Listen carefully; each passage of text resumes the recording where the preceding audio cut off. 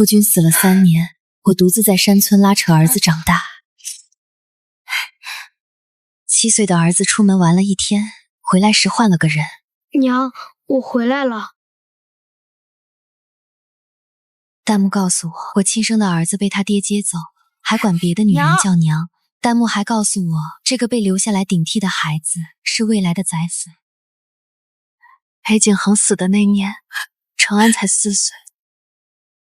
婆母哭了2天，丢下一句话便头也不回的离开。程安好歹姓裴，你把他养大，裴家不会亏待你。从那以后，我们母子相依为命。村里没有私塾，我就翻出我那秀才爹留下的书，自己教。为人子，方少时。程安聪明，3岁识字，4岁背诗，5岁就把我爹留下的书翻了大半。日子虽苦，但有程安在，一切都值了。娘，我想去镇上看庙会。早点回来。知道了，我给娘带糖葫芦回来。程安，回来啦！娘给你做了鸡腿。娘，我回来了。经典换子情节来了，替身文第一次见而替的，笑不活了。这里是男主真绝了，这野孩子一眼假呀，也不搞个像点的。难道我的世界是一本戏文？那我的程安呢？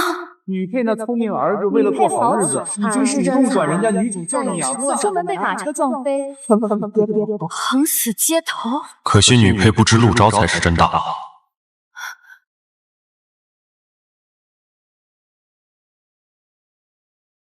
儿子回来了，快进屋吃饭吧。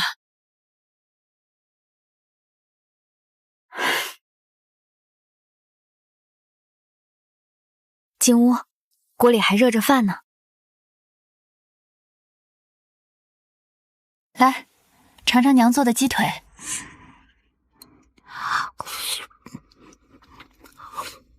你不问问我今天去哪儿了吗？不是去庙会吗？对，庙会。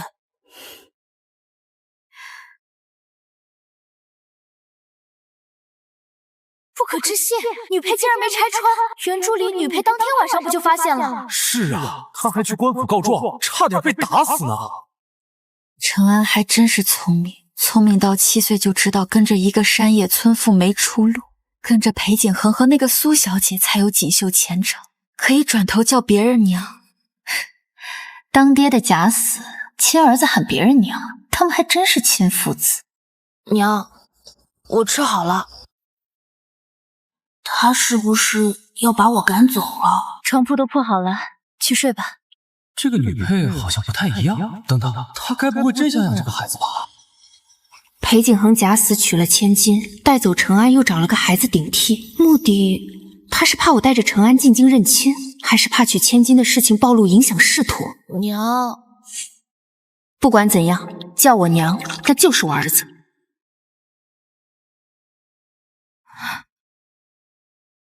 这孩子怎么起这么早？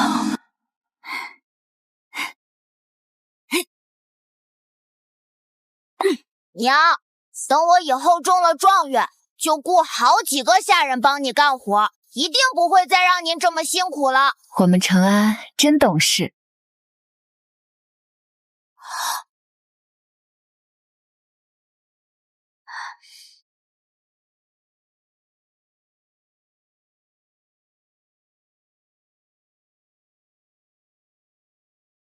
现在想想，程安只会嘴上哄。饭好了，来吃饭吧。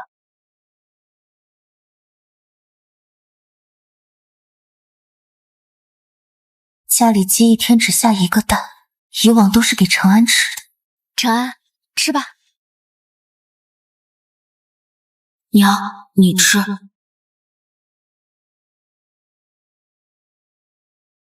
我不爱吃这个，你吃。娘，我吃不了这么多。程安从来不会跟我分，他觉得那个鸡蛋本来就该是他的。你识字吗？你叫什么？裴程安。我问你本来叫什么？陆昭。果然是弹幕说的那个名字，未来的宰辅，3元祭地。陆昭，从今天开始，你不用装了。你不用装了，你不是程安，我知道。我别怕，我不赶你走。你跟我说实话，是谁把你送来的？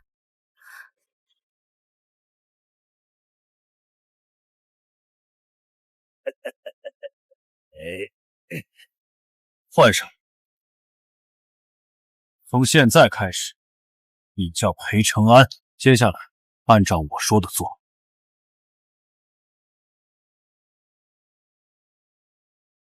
他们花半天时间教了我有关裴承安的喜好和习惯，只教了半天。那个大人说不用太像，骗过一个村妇就行。骗过一个村妇，裴景恒父子还真看得起我。你原来在哪？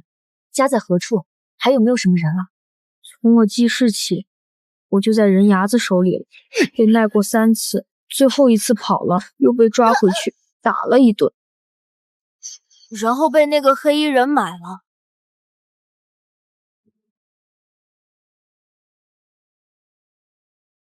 这群畜生！你愿不愿意留在这里？不做裴承安，就做你自己。我愿意。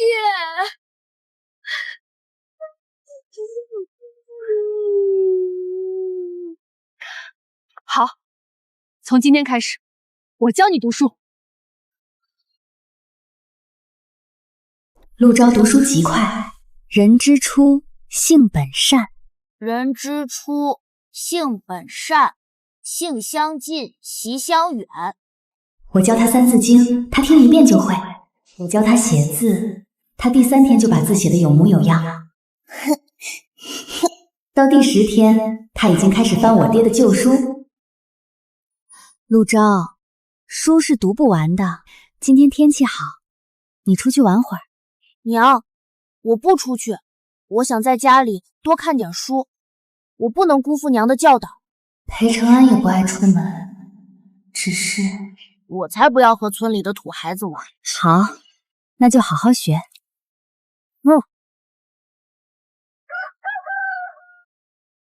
陆昭干活比承安勤快100倍。娘，你起来了，我把饭做好了。粥可能煮得太烂了，你尝尝。好吃。雨佩居然真的在养陆昭啊！等着吧，裴景恒那边早晚要来人查看的。裴景恒，他还想怎样？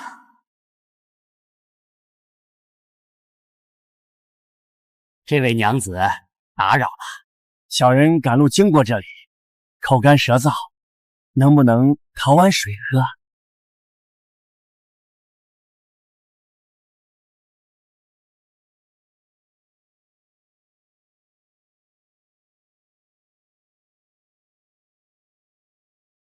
进来吧。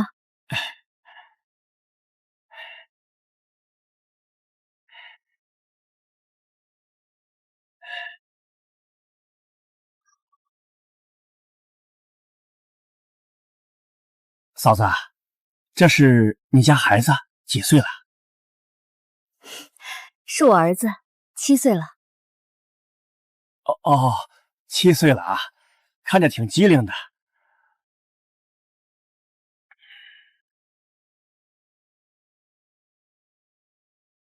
裴景恒派的人，他是来确认陆昭有没有被识破的。只要女配没闹事，裴景恒就不会管他。他巴不得女配老老实实在村里待一辈子。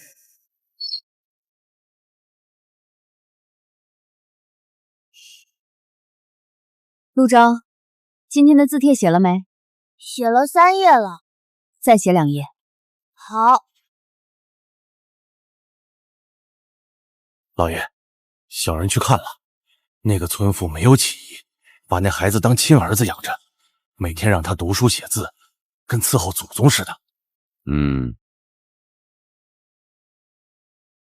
爹，您的顾虑都多余。也是，她一个村妇，大字不识几何，换了孩子也认不得。下次再派人去看看，一次看不出什么，多去几次，确保他安分守己。是，老爷。现在我们该多把心思放在你现在的娘亲身上，村里那个拿钱打发了就是。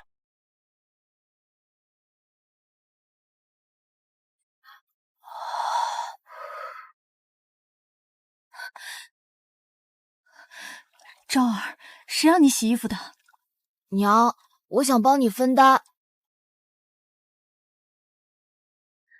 傻孩子，衣服娘来洗，你的手是用来写字的。快进屋，快啊！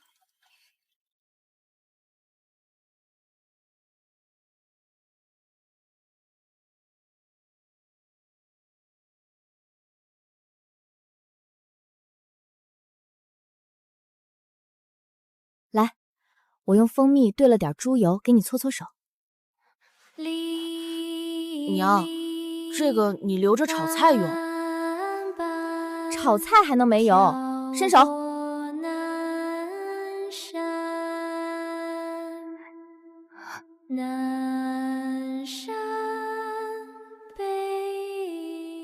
人之行，莫大于孝。承安，帮娘把那边的小木柴捡过来。我的手是要拿笔的，不能干粗活。好，好，好，念书最重要，娘来干。如果她真的是我娘该多好！她没有落下任何的学业，学得比承安还快，却还不忘帮我分担劳务。这双握笔的手更加有力沉稳，更加懂得感恩。有人吗？你们找谁？这位娘子，我们夫妻投奔亲戚，盘缠用尽，您能不能让我们借住一晚？西厢房空着，今晚你们住那儿，明天一早请便。谢谢娘子，您真是好人。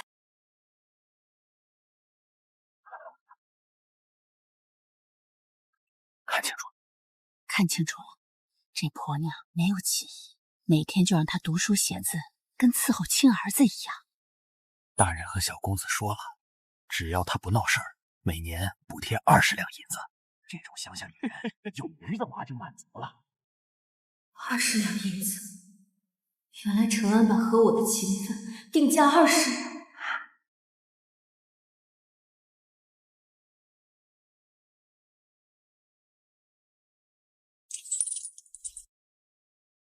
裴景恒假死脱身，带走我的儿子，几次三番派人来查探。我含辛茹苦把承安拉扯长大，白眼狼儿子却为了攀高枝认别人当娘，20两就想打发我。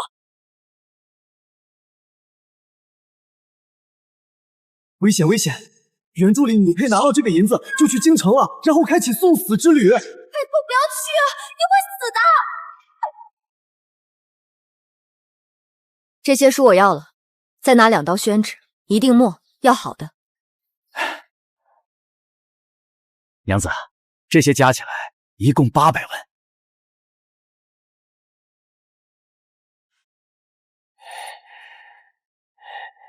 他们父子俩亲近我，认为20两就可以打发我，想得美！早晚有一天，我会跟他们好好算算这笔账。娘，你回来了？怎么了？我会好好干活，我吃的很少，不会给您添麻烦。京都凶险，您别走行不行？谁说我要走了？我是去镇上给你买这个了。这是给我的？原来娘不是要走，还买了点棉花给你续了副手套，以后写字的时候戴着，手不冷也不耽误握笔。娘，这个真暖和。暖和就多写几页。我写10页。别逞能，写5页。字写好了，比写多了强。哼！我宣布，这是全文最好的妈。陆昭后来能3元及第，全靠这几年的底子。这个版本的陆昭太幸运了。是啊，这个版本的我也比原著里那个幸运，至少我没有去京城送死。给我来几个土鸡蛋，儿子要上私塾了，营养得跟上。私塾？镇上开私塾了？可不嘛，镇上来的老秀才开的，附近适龄的都去报名了。太好了，我现在就送陆昭去私塾。先生，您这儿还收学生吗？太小了，我只收有启蒙底子的。我家孩子识字的，这是他最近写的文章，您过目。这孩子写的是哪里写的不好吗？好，写得好，这天资百年难遇啊！先生，那你看，这位娘子，我不收你的束胸，我倒贴，拼了这把老骨头，也要交出个名堂。谢谢先生，谢谢先生。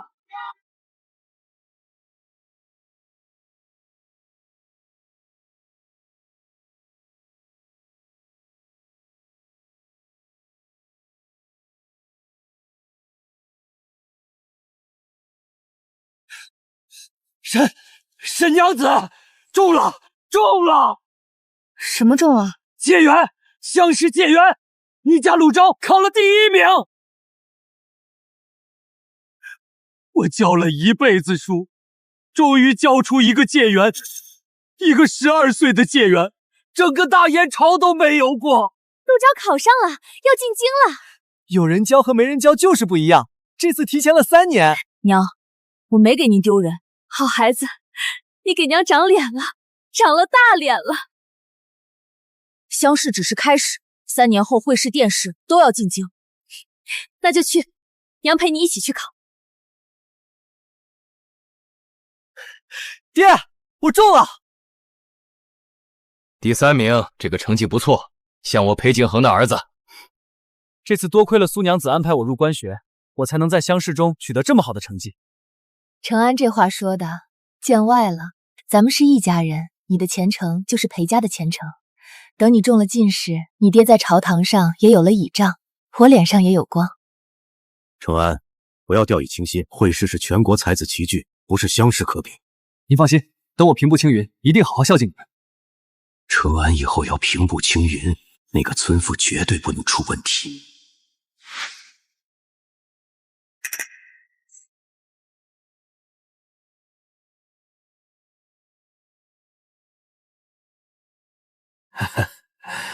沈娘子，好久不见。什么事儿？大人让我来看看，这孩子挺乖的嘛。看完了，可以走了。大人的意思，让我带封信给你。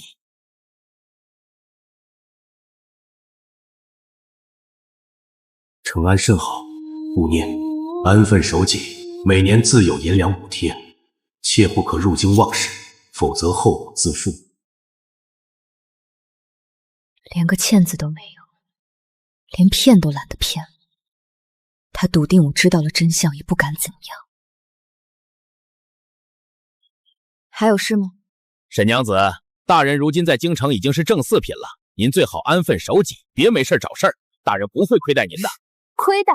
假死骗妻，偷走亲子，拿个来路不明的孩子顶替。赵福，你家大人的不亏待可真让人开眼。回去告诉裴景和，他的银子我收了，他的信我看了，他让我安分守己，行，我安分守己，但他最好也安分守己。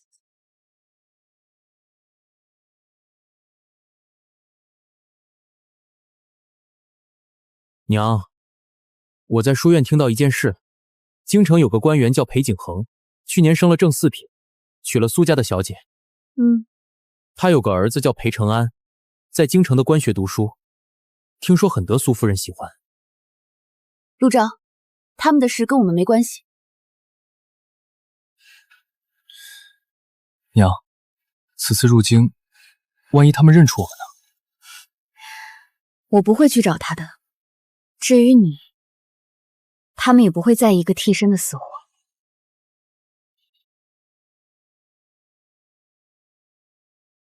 那我就让他在意。娘，等我考上了进士，他的事就和谁都没关系了。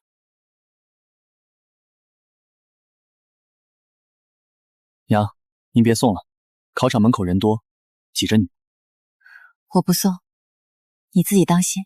娘放心，我今天一定好好考，不会给您丢人的。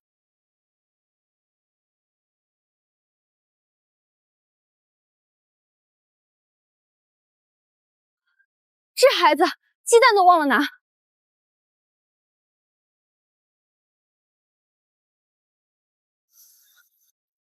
听说有个神童年方12，乡试考了第1名，你不可掉以轻心。哼，神童那是在乡下考的解元，到了京城能跟我们官学出来的比？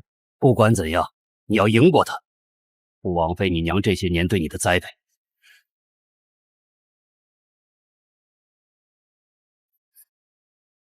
哎，考场重地，闲人免进。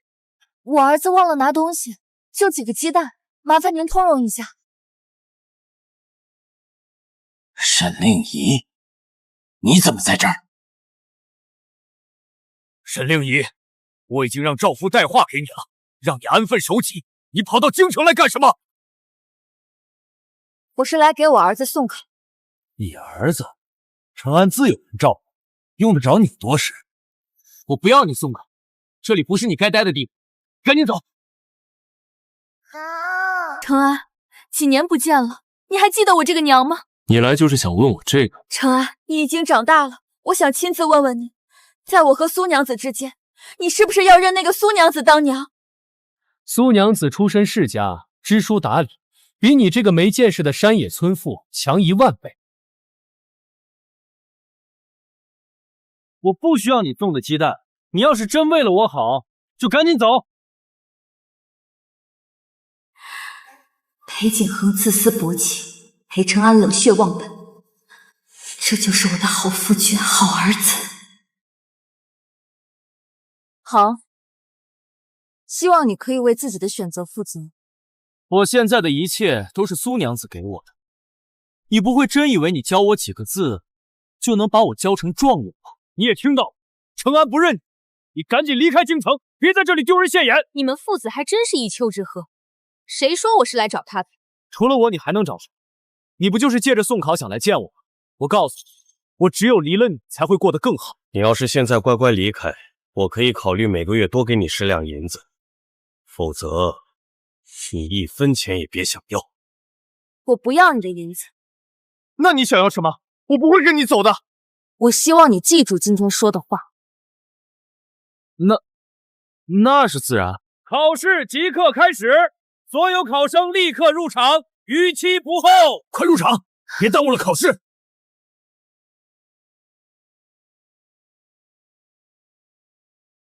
娘，你怎么了？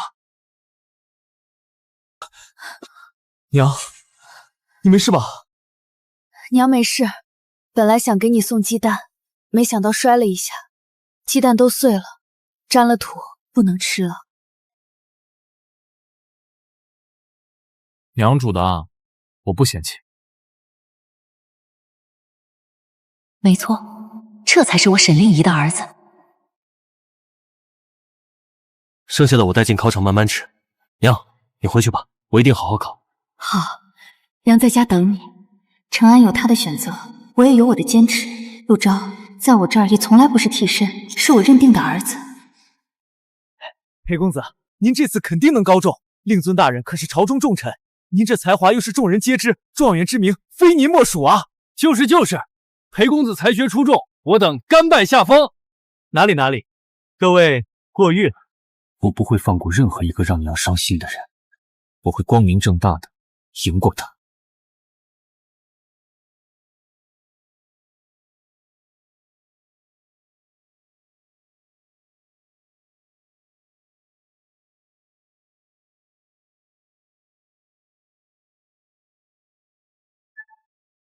不过如此，兄堂好才学，我还没答完呢。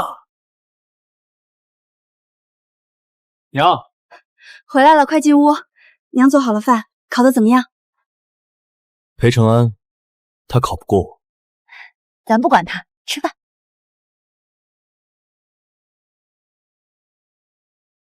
娘，你早就知道我不是你的亲儿子了，这些年您为什么没赶我走？你觉得呢？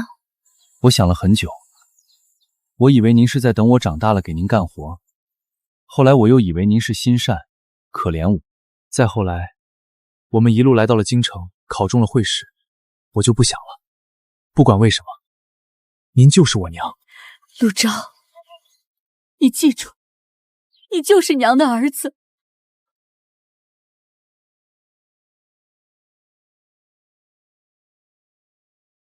中了，中了，我儿中了，第25名！恭喜大嫂。大妹子，你也是来看儿子放榜的？你儿子考得如何？我儿子的名次还没出来。如今只有第1名没放出来，恭喜娘子，高中了。借您吉言。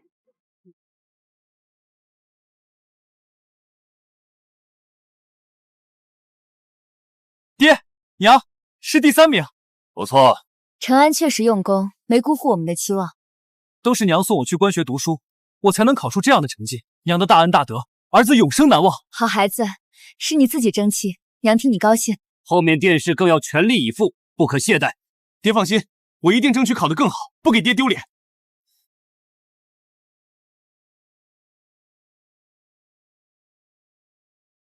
沈令仪，你怎么又来了？放榜之日，满朝文武都在，你存心要在这丢人现眼是不是？我就知道你舍不下我，竟然敢跟踪我们！谁跟着你们的？今天是放榜的日子，我来看我儿子放榜。一个山野村妇来看什么榜？还不是看如今陈安高中了，想来攀关系。沈娘子，如今陈安已经跟你没有关系了，我劝你不要纠缠不放。这是这一版本女主和女配的第1次见面吧？上一世女配就是放心不下裴承安，非要到京城来看裴承安，最后还被女主打了一顿呢。苏娘子，求求你，就让我见景恒和承安一面吧，我什么都不要，只要你把儿子还给我。还给你？你一个山野村妇，也配来裴府攀关系？来人，好好教训教训，丢出去。还好这一世，我早早看清了这2个白眼狼，再也不会为他们去求任何人。沈娘子，你也看到了，承安如今有这样的成绩，是我和他爹悉心栽培的结果，而你站在这里，只会让他难堪。从前的事我们既往不咎，你回你的村里去，每年20两银子不会少你的，否则别怪我不念旧情。谁说我的儿子是他了？难不成你还有别的儿子？那你倒是指给我看看，这榜上谁是你的儿子？我儿子的名字现在不在这个榜上。如今只有第1、第2名的成绩没有公布，你该不会说你儿子是会员？裴承安都可以得第3名，我儿子为何不能是会员？沈娘子，整个大燕朝成千上万的举人只有1个会员，就凭你一个村妇也想有一个会员的儿子，你配吗？撒谎也不打草稿，你那个儿子在哪儿？喊出来让我们看看，究竟是何方神圣，敢说自己要是会员？你喊啊！明明你就是来看我的，还嘴硬。我就是他的儿子。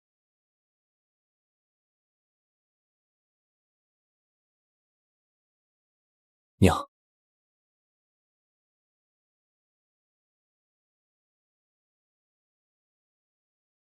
原来是你！裴大人，好久不见。沈灵仪，你该不会想说这个野总就是你的儿子吧？没想到这些年你竟然真把他当儿子，一个奴隶出身，还敢觊觎会员。我儿子的成绩如何？接榜的时候，你们自会知晓。下面公布会试的榜首。沈令仪，待考官公布，我看你和你那个假儿子还怎么继续在这骗人。我可把丑话说在前头，一会儿第1名要不是这个野种，就再也别来纠缠承安。放心，裴承安我自然不会纠缠。你最好说到做到。本次会试的会员是陆昭。我就知道我的儿子最有出息。都是娘亲教导的好。学生陆昭，谢过2位大人。这怎么可能？15岁的会员，我大燕朝开国以来最年轻的会员，后生可畏，后生可畏啊！老朽阅卷30年，从未见过如此才华横溢的少年，将来殿试状元之才。这位便是陆昭的母亲吧？娘子教导出这样的好儿子，真是大燕朝的福气啊！大人谬赞了，是孩子自己争气。娘子谦虚了，听说还是当初的乡试解元，现在更是高中会员，是多少读书人一辈子都做不到的事。娘子养育之功，功不可没啊！陆昭，相识解缘，那个传说中的神童，原来就是他。这不可能！一个从人牙子手里买来的孩子，怎么可能是慧远？我不信，这成绩肯定有问题。放肆！会试考卷，无名藤录层层审阅，由3位主考官共同评定，公平公正，童叟无欺。胆敢质疑朝廷取士大典？质疑科举公正，按律可以拿问。你是不是想去刑部大牢里待几天？草民一时情急，还望大人息怒。所以，你当真是来看他放榜的？没错。你以为我拿着那20两银子会巴巴的追来京城找你？你以为我站在这里是为了看你考了第几名？你未免也太自信了。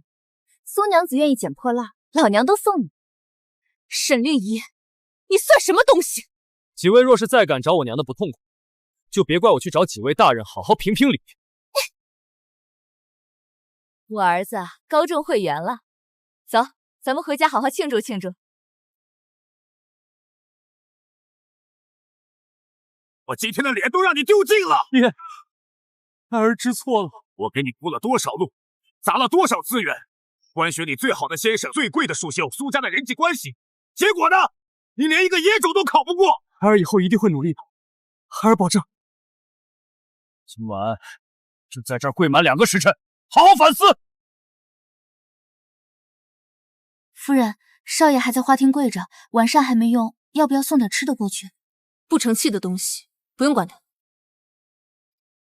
以前娘在的时候，从来没打过我，哪怕家里再穷，也从来不会让我饿肚子。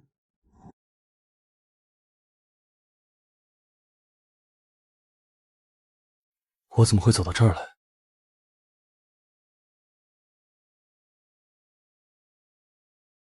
儿子，吃饭啦！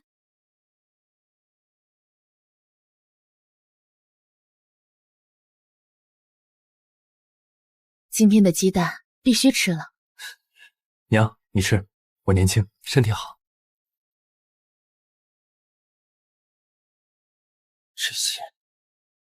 这些本来都应该是我的，我才是他亲生的。那个野种算什么？不过是吃糠咽菜，有什么好幸？只要我殿试考得更好，爹和苏娘子一定会对我刮目相看。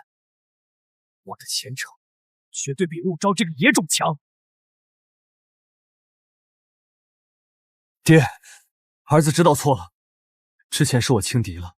从今天起，我一定全心全意准备殿试，绝不再让您失望。你知道错就好。爹，咱们不能只靠苏娘子帮衬，只要我中了进士，您在朝堂上就有了倚仗，不用一直看苏家的脸色。你有这个志气就好，不过那陆昭确实不好对付。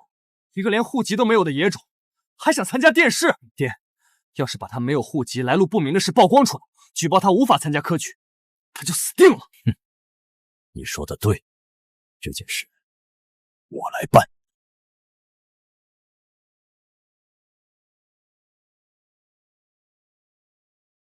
娘，您别紧张，我准备好了。不知怎的，今天这眼皮一直跳。娘，放宽心，您儿子什么时候让您失望过？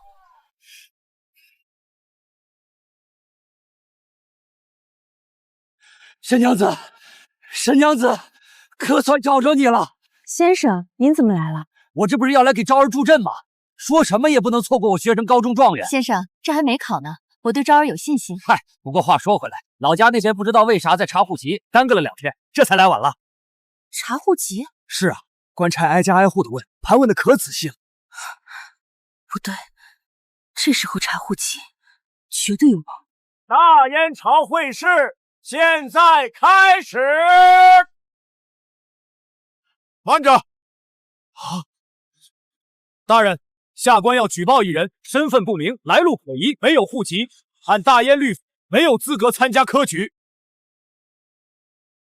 大人，下官要举报一人，身份不明，来路可疑，没有户籍，按大燕律法没有资格参加科举。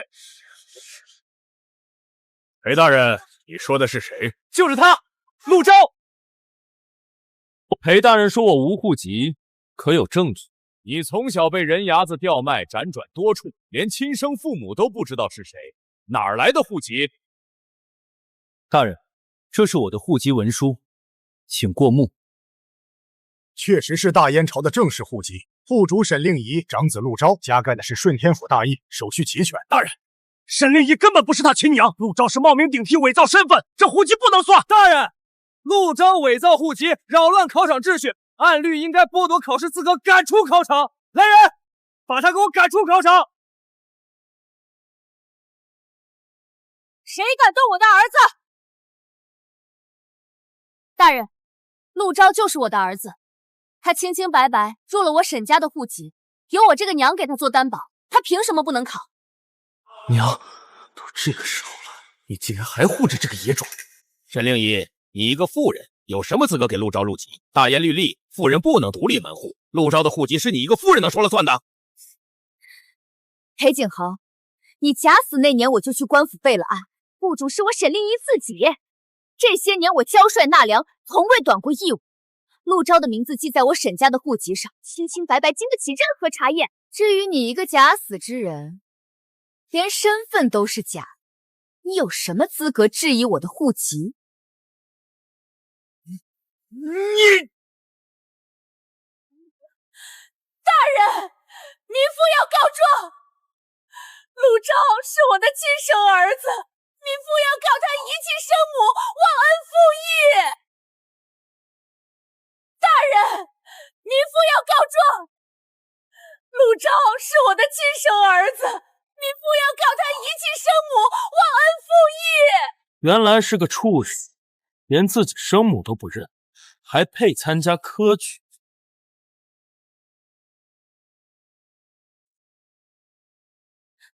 大人，你就是刘氏，陆昭的生母。大人，那个小兔崽子早就被民女给卖了，他要是犯了事，跟民女可没关系。明日去考场门口跪着喊冤，就说陆昭遗弃生母，不配参加科举。民妇知道了，民妇一定照办。我含辛茹苦把他养到3岁啊，一把屎一把尿拉扯大，他倒好，转头认别人当娘。老天爷啊，这个不孝的东西就该天打雷劈！儿啊，如今日子过得好了，就不认我这个亲娘了，是不是？是不是？大人，我大燕以孝治天下，陆昭遗弃生母，忘恩负义，不配参加科举。就是这种人，要是中了状元，那是大燕朝的耻辱，天下的笑话。连亲娘都不认，确实不该让他考。这种没良心的人，做了官也是祸害。沈令仪，这次看你还怎么狡辩。陆昭，你怎么说？遗弃生母，你认是不认？大人，我确实不是陆昭的生母，但刘氏说的话没有一句是真的。大人，请看。陆昭3岁那年就被刘氏以20文钱卖给了人牙子。陆昭逃跑被抓回来，打断2根肋骨，手臂被人用铁条烫烂。你们看看这些伤，他生而不养，卖子求财，有什么资格来状告陆昭？陆昭，你就这么看着别人诋毁你的娘亲，大人，沈娘子是第一个给我吃饱饭的人，第一个在我被打之后问我疼不疼的人，第一个教我在纸上写字的人。而这个女人，把我当牲口一样卖来卖去，生恩不及养恩大。沈令仪才是我陆昭唯一认定的亲人。大人，大燕律法讲的是天理人情，卖子求财的生母有什么资格让被卖的孩子尽孝？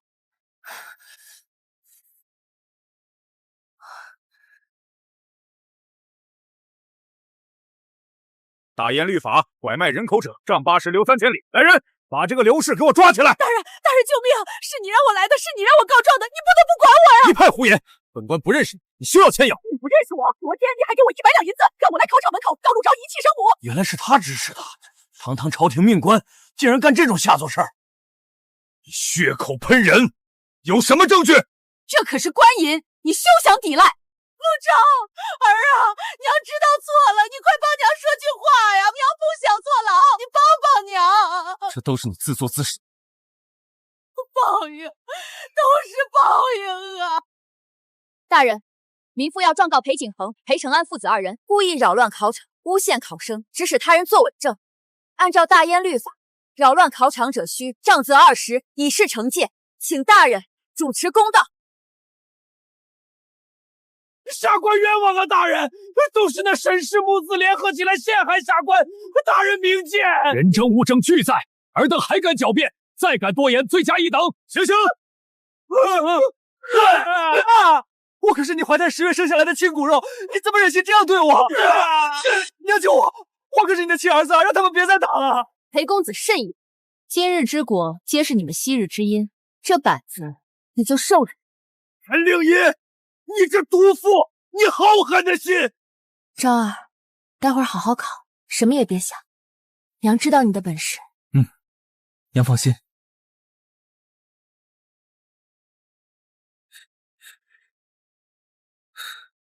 废物！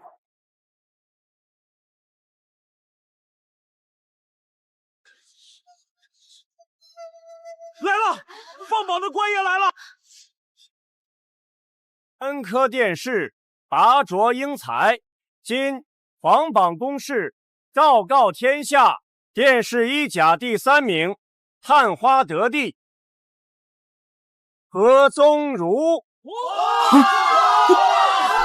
殿试1甲第2名，榜眼得第。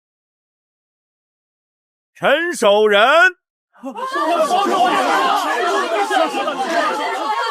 殿试1甲第1名，状元得第。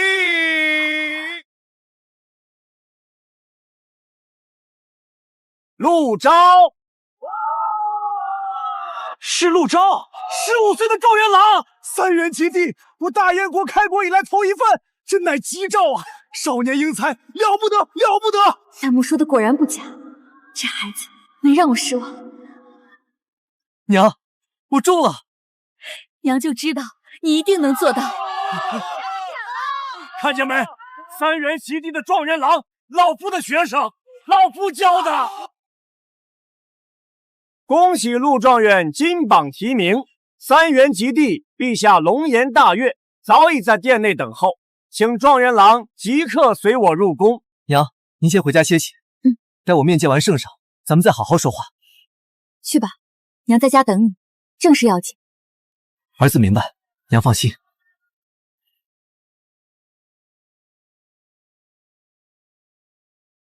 有劳大人指路。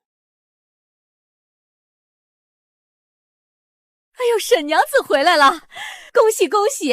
咱们这条街出了个文曲星啊！沈娘子真是好福气，好本事，能教出这么有出息的儿子，以后怕是有享不尽的清福啊！什么享福？他根本不是状元郎的亲娘，如今人家飞黄腾达了，有这么个上不得台面的娘，在朝堂中还不得被人笑话死？哎，这状元郎是没跟着一起回来啊？难不成真和他划清界限了？放着亲生儿子不管，去养着半路捡来的假儿子，这沈娘子怕是要竹篮打水一场空喽。你们几个胡说八道什么？陆昭是3元及第的状元郎，是陛下都要亲自召见的重臣，他的家世是你们可以智慧的。再让我听见你们嚼这些没影的舌根，休怪老夫不客气。先生，何必跟那些不相干的人生气？不知道。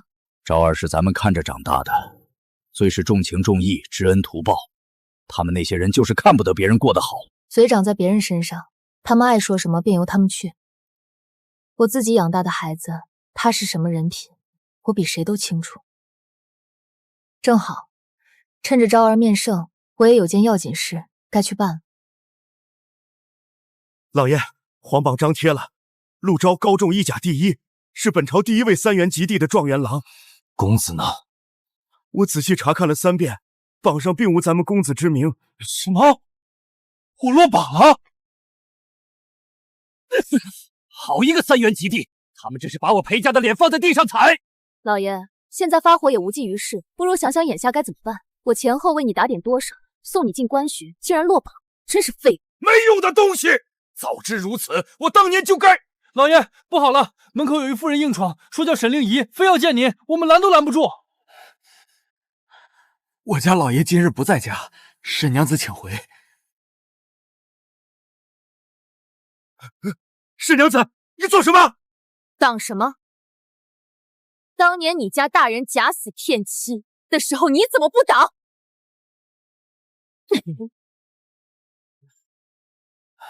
老爷，这……沈令仪，你来做什么？老爷，听闻新科状元郎入宫面圣，迟迟未归，外面都传状元郎瞧不上这毫无血情的母亲呢。先是假儿子指认生，现在又想起我来了。怎么这么快就被你那金尊玉贵的状元儿子赶出家门了？当日我在殿外被打得死去活来，哭喊着求你，你却一句好话都不肯替我说。现在我伤还没好，你就想上门求我原谅？我告诉你，不可能。说完了。我告诉你，即便我落榜，依旧是官家少爷。你这山野村妇，少打我的主意。裴承安，你误会了。什么？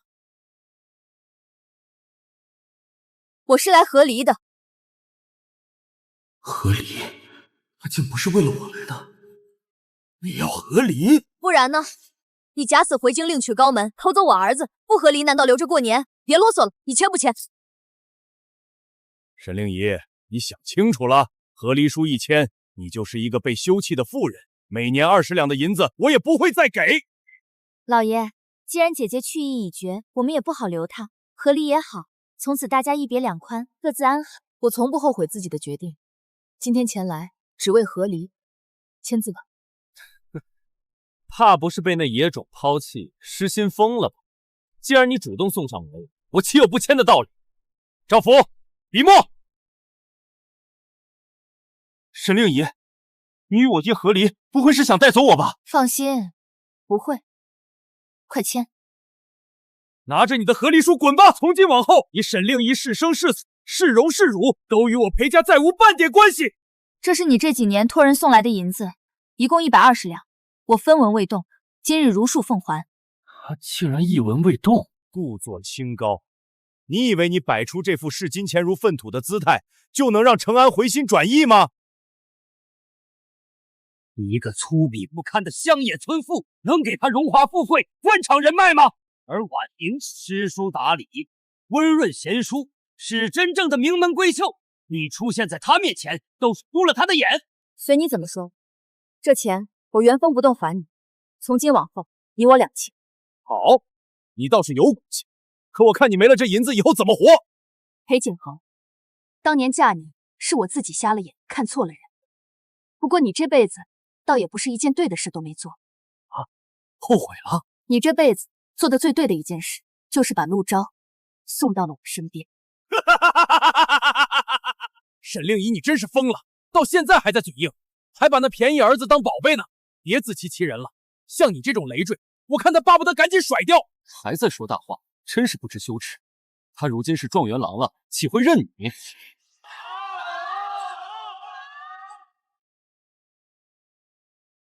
老爷，夫人，公子不得了了，陆状元来了！什么？什么？他竟然还认你？不是谁都像你一样是白眼的，与你们断个干净，无非是避免日后攀关系，影响我儿子仕途。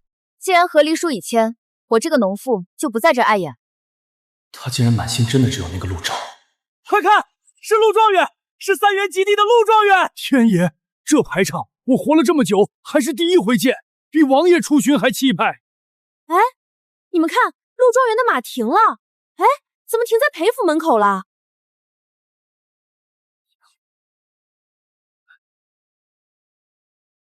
在下新科状元陆昭，奉旨巡街以谢圣恩，因感念慈恩，特巡街至此，迎接家母回府。来裴府接他母亲？状元郎的母亲怎么会在裴府？你们没听说过吗？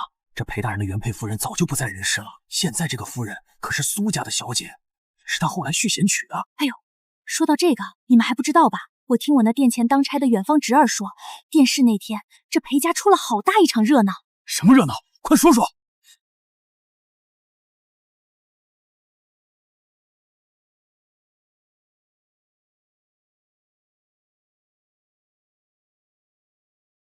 哟，是儿子来晚了，儿子来接您回家。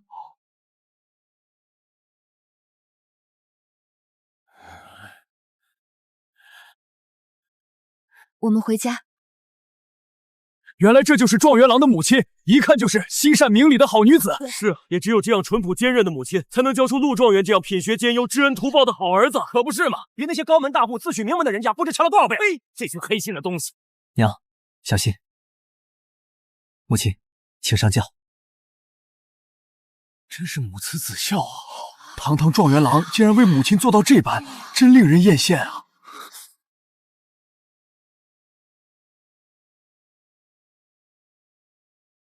起轿回府。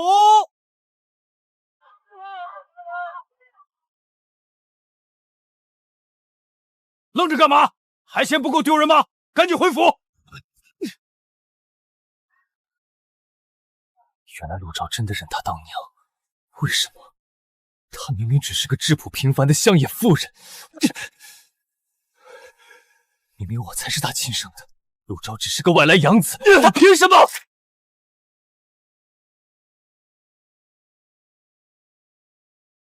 娘，到了。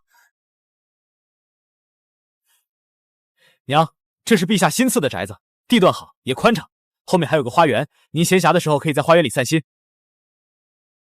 娘，咱们以后就住……昭儿，这宅子是陛下的恩典，自然是好的。可娘还是想去咱们租的小院去住。娘，那小院又小又偏僻，如何能住？儿子如今有能力了，定要让你享福。娘知道你的孝心，只是这里人来人往的，娘住不惯。还是咱们那小院好，清静自在，娘住的舒心。既然娘喜欢那小院子，儿子就陪您一起住，大不了被陛下知道，罚我一顿就是。谁叫儿子孝顺？好了好了，今日是你高中状元，又得陛下赐福的大喜日子，咱们就在这儿好好庆祝一下。但那处小院，娘还是要回去住的。你这边，娘偶尔住过来给你做做饭，可好？好，都听娘的。只要娘不拒绝儿子的孝心。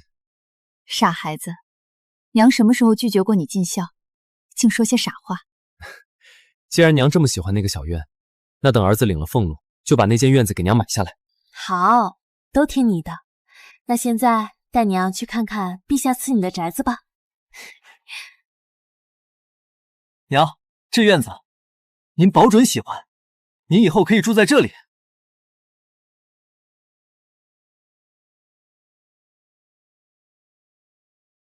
起来吃饭了。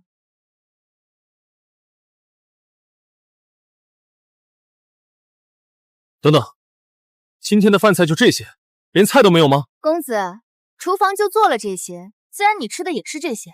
如今府里不比从前，各处用度都减了，您就凑合吃吧。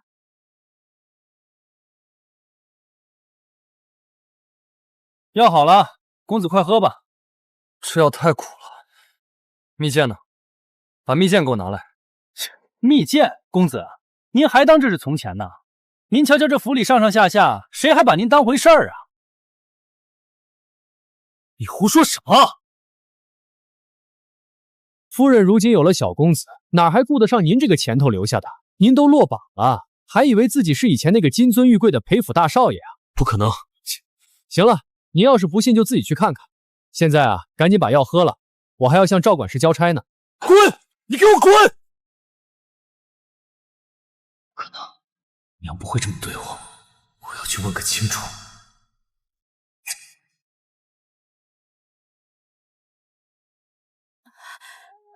大公子，您来的正好，老奴内急，肚子突然疼得厉害，你帮我看会儿小少爷，老奴去就回。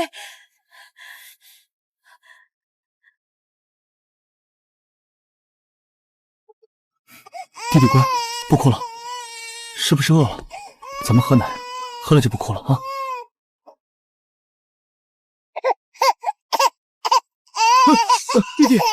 弟弟你怎么了？别吓我！裴承安，你对我的孩子做了什么？我没有，娘，弟弟他刚才哭了，我看到桌上有奶娘留下的羊奶，我想……奶娘怎么会让你碰他？裴承安，你就是看不得弟弟，你就是嫉妒你爹疼他，所以想趁没人的时候害他，是不是？不是亲生的，就是养不熟。裴承安，你果然跟你亲娘一样，心肠狠毒。心肠恶毒，娘，你就是这样看我的？这么小的孩子你都忍心下手，你还想我怎么看你？是不是你把小公子交给这个心肠歹毒的东西照看的？老奴冤枉啊！老奴只是去了趟茅厕，老奴也不知道大公子是什么时候来的，更不知道他会碰小少爷。你胡说！明明是你将他硬塞给我，要我替你照看，你怎么能？夫人明鉴，老奴是万万不敢将小公子交给旁人的。大公子，您不能因为自己做错事就冤枉老奴啊！这是怎么了？哭哭啼啼的像什么样子？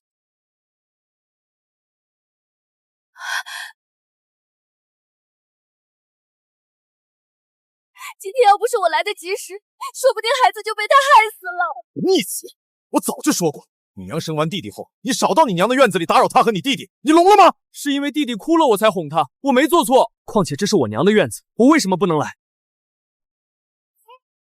那你就去找你亲娘，我苏婉宁可不是你亲娘。像你这种从小就不认生母，管别人叫娘的孩子，我可不敢要。听见了吗？从今往后，你不准再踏入这个院子半步，离夫人和你弟弟远一点。有闲心在这里惹是生非，不如滚回房间好好读书。看看你，骗钱丢人，科举落榜，我们裴家的脸都被你丢尽了。沈令仪不管我，就连我小心翼翼讨好了8年的苏婉宁也嫌弃我到底算什么？裴承安，赶紧出去，听见没？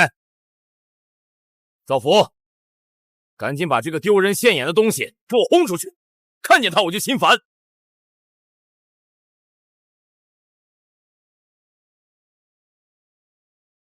为了点好处就轻易认别人当娘的孩子，心思能正到哪去？老爷，为了咱们的孩子，你必须尽早把他赶出去。果然他们才是一家人。这8年，我简直活得像个笑话。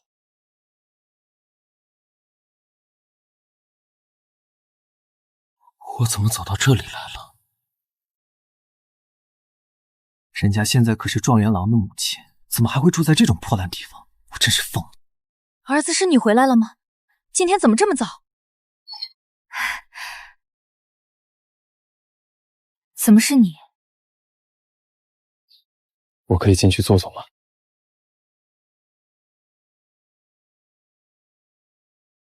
别乱动，你随便坐，但那边的东西你别乱动。那是我儿子的，他最不惜别人碰乱。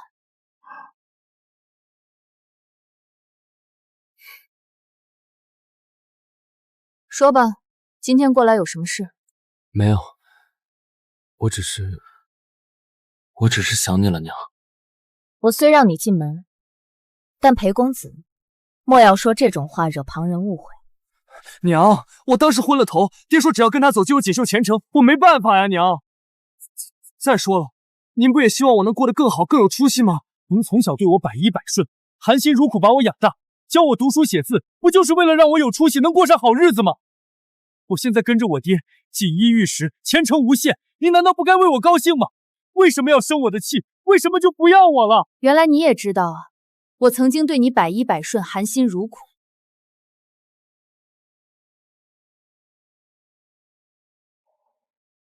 娘不冷吗？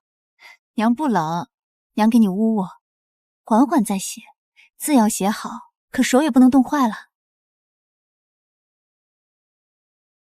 娘怎么还不睡？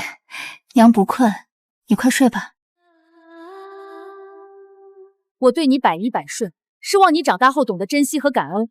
我叫你读书识字，是要你明事理辨是非，不是要你攀附高枝，算计亲娘。之前我给过你选择，是你选了苏婉宁。你已经长大了，要懂得对自己的选择负责。如今不知是什么原因让你回过头找我，可一切都晚了。我的心也是肉长的，冷了就很难再捂热。我儿子新科状元陆昭快要下朝了，为了避免不必要的误会，你还是速速离开为好。你走吧，以后有任何事也不要再来找我。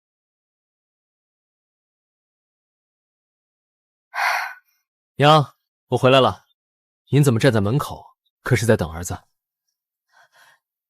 可不就是在等你。昭儿，今天怎么回来的这样晚？可是朝堂事多，累不累？娘给你炖了补汤。娘，刚才那位是？没事儿，一个问路的。你快进来，妈给你盛汤。来了。这些年，娘因出身乡野，平白受了多少裴家明里暗里里的欺负。娘心善，可我不行，这公道我定是要替娘争上一争。有本启奏，无事退朝。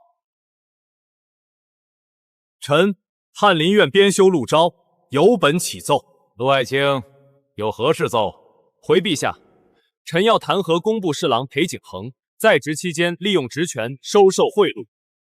现任户部尚书苏文柏在去岁江南赈灾以及历年各税收及拨款事务中虚报数目，贪没国库银两，中饱私囊。此二人一为女婿，一为岳父，正是姻亲。多年来，裴苏两家内外勾结，沆瀣一气，妒国害民，肆无忌惮。臣恳请陛下彻查此案，以正朝纲。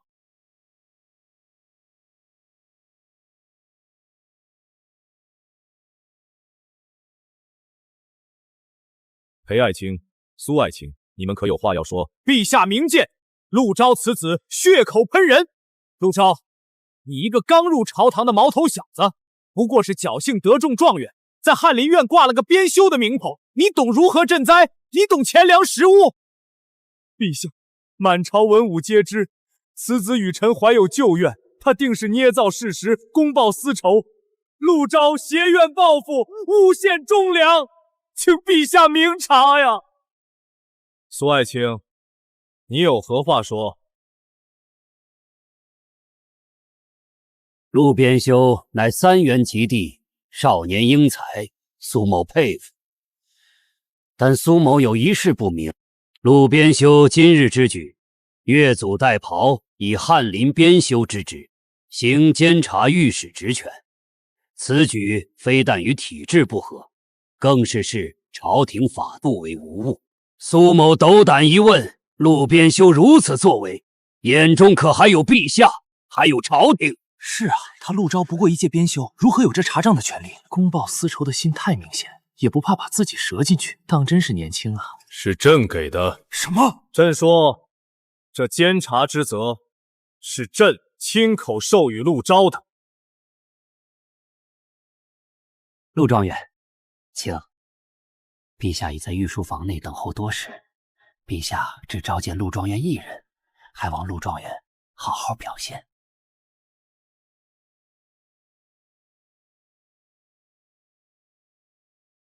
新科状元陆昭叩见陛下，万岁万岁万万岁！平身。谢陛下。陆昭，你在策论中提到立志之清在察其微，断其根，用新人耳目，此话何解？你且具体说说。想要官场风气清明廉洁，就必须察觉到众官员之中互相勾结、蠢蠢欲动的贪腐苗头。而这贪腐一旦发生，往往盘根错节，牵一发而动全身。若想彻底斩除，必须顺藤摸瓜，揪出其背后之倚仗。而新人无挡棚，行事无忌骨，最适合破除此多年积弊顽疾。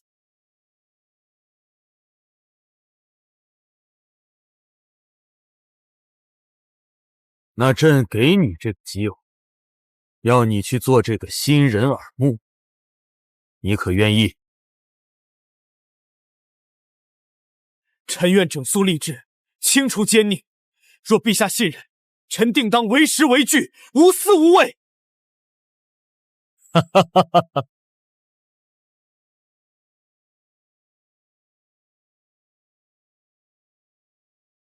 朕要的就是你这份胆量和本心。翰林院编修是你的明职，暗地里，朕许你监察御史之权。放心大胆的去做吧。臣陆昭定不负陛下重托。陛下给的？怎么可能？陆昭明明只是一个刚入朝的毛头小子，陛下怎么会？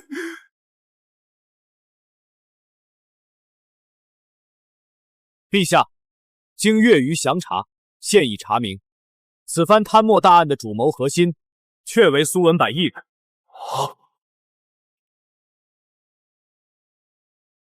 然其经营多年，上至朝中6部官员，下至地方府县官员，共计37人，名单及证据皆在奏折之中，皆可查证。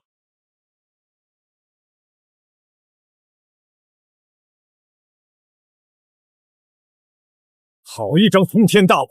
朕看你们简直是活够了！苏文柏，灾民的救济你贪，戍边将士的军粮也贪，你们苏家这些年到底搜刮了多少民脂民膏？陛下，臣冤枉啊！还有你，裴景恒，当朕真的眼瞎吗？若不是你这岳丈拿着银两替你四处打点，你能做到这工部侍郎之位？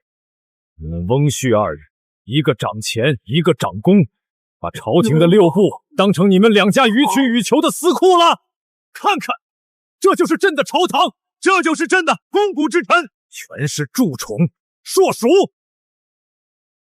凡朕旨意，名单所设37人，无论官职高低，即可捉拿归案，交由3司处理。臣领旨。退朝！陛下饶命！陛下饶命啊！都给我放下！谁准你们动府里的东西？夫人，如今老爷都下大狱了，这东西不拿白不拿。您要是识相，就别拦着我们，不然要是磕碰着小公爷，可就不好了。也被抓了，那我是不是也该？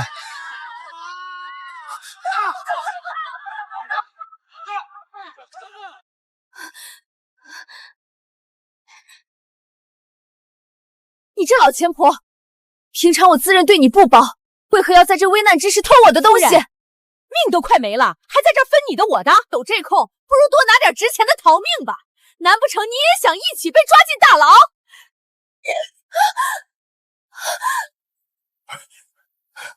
夫人，你没事吧？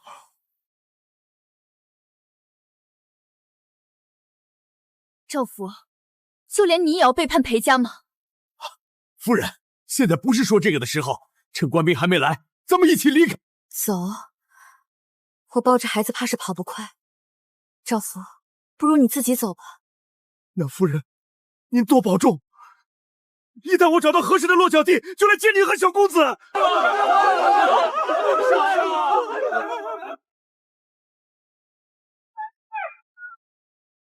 奉旨查抄罪臣裴景恒家产，一应人等不得擅动。今日下朝怎么这么晚？还以为你不会来了。怎么了？娘，我在朝堂上参奏了裴苏2家贪墨成性，陛下已下旨查抄裴景恒府邸，其家产全部充公。娘，对不起，您若觉得心里不痛快，您就骂我吧。虽然再来一次，我还是会选择参他们。娘有什么不痛快的？这事儿你做得对，善恶到头终有报，他们今天这个下场，不过是自食其果。娘不怪我吗？我怪你什么？裴家被抄，裴承安也多少会受到波及，娘不怪我牵连到他吗？不过娘您放心，裴景恒的罪虽不小，但未到株连这一步，只是家产没了。裴承安往后怕是要过些清苦日子了。既然如此，有什么好担心的？他选择跟着裴景恒过荣华富贵的日子，如今裴家倒了，他吃点苦不也是天经地义的吗？昭儿，你做得对，他们犯了法就该受到惩罚。你在替陛下分忧，为百姓做事，娘怎么会怪你？娘为你高兴还来不及。娘，儿子明白了，谢谢娘。傻孩子，跟娘说什么谢？你只要记着，只要咱们自己问心无愧就好。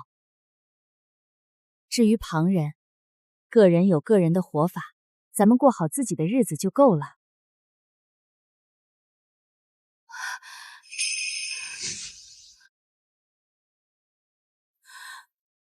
天地之大，竟没有我母子2人一点容身之所吗？夫人，是我赵福。赵福，你怎么在这儿？你不是跑了吗？我在城外找到了一处落脚地，实在放心不下夫人，便来此寻你。这不能多待，您要不要和小少爷跟我一同前去？好，我跟你走。人犯裴景恒受贿行贿，勾结贪墨，你可承认？我不承认，我有人证。传苏文柏之女裴景恒之妻苏氏婉宁上堂。苏氏，裴景恒声称你可为他作证，本官问你，你可有证据？婉宁，没事吧？苏婉宁，你这个贱人！老子才刚进来几天，你俩就勾搭上了？你们两个知不知道什么是礼义廉耻？裴景恒，什么勾搭？岳家赵府而已，你已经下了大牢，何故再辱我清白？我真是瞎了眼才娶了你。若不是因为你爹逼我跟他同流合污，我怎么会沦落到今天这个地步？别人给你送礼时，你怎么不说是我爹逼你的？你花银钱时，怎么不说是我爹逼你的？你坐上工部侍郎的位置时，怎么不说是我爹逼你的？好，就算是我欠你们苏家的，可我们还有儿子，你做出这种事，不怕他长大后被人笑话吗？裴景恒，我替你养那个野种养了这么多年，已经够仁至义尽了。你现在有什么资格说我？你一个抛妻弃子的负心汉，一个靠着苏家上位，转头就嫌苏家拖累的白眼狼。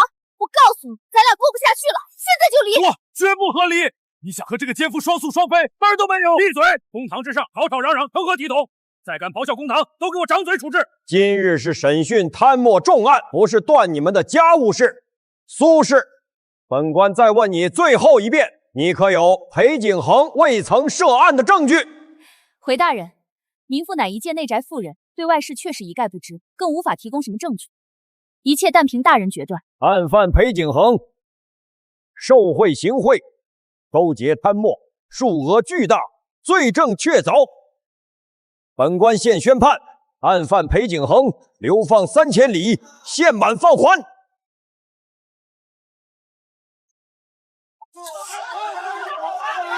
狗贪官，丧良心的狗贪官！老百姓的钱你也拿，没人性！流放都是轻的，还敢杀头！这么多人里，就只有令仪来送我。果然妻子还是原配的好。令仪，我当年是被猪油蒙了心，我知道错了。看在往日的夫妻情分上，你去求求陆昭，求求陛下，饶了我。往日情分，是你假死骗我，在京城再娶的情分，还是你托我儿子换了个孩子来骗我的情分？至于救你，裴景恒，你渡国害民、贪赃枉法、流放已是轻罪。我一个无权无势的山野村妇，救不了你，也不想救你，你好自为之吧。娘，您没事吧？我们回去吧。娘，要过去跟他说句话吗？不必了，每个人都有自己的路要走，他的路让他自己走去吧。但你的路要跟娘一起走，咱们回家。今天娘给你包饺子。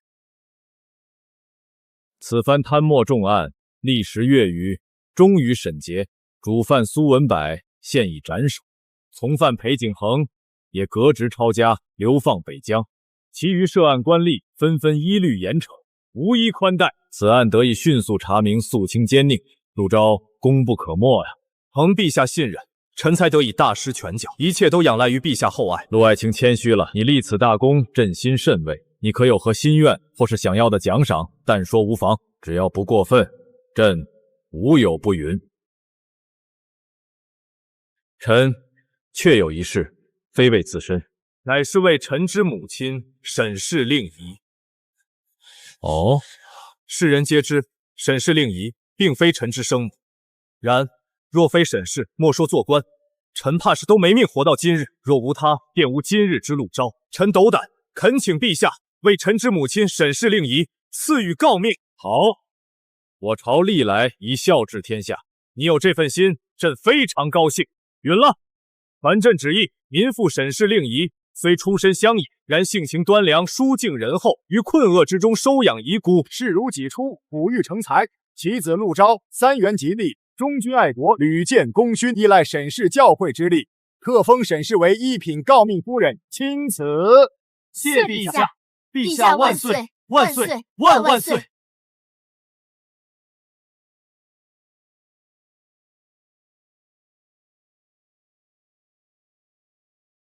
娘，这次科举我中了，好久不见，我有些话想跟您说说。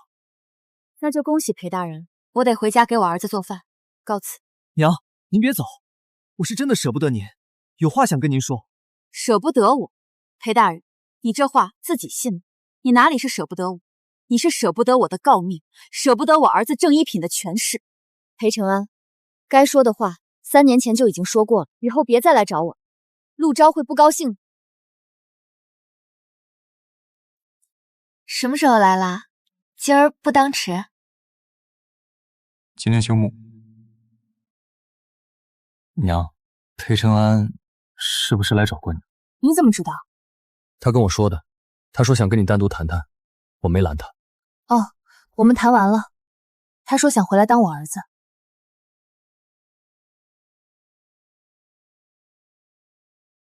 娘，你要是想认，我不介意。你现在跟我装什么？你不是都听见了吗？什么？你个傻小子，跟你娘还装？你不想让她回来，我也不想。为什么？什么为什么？因为我只有你这一个儿子啊！臭小子，真哭啦？才没有。摘好了，咱们去做饭吧。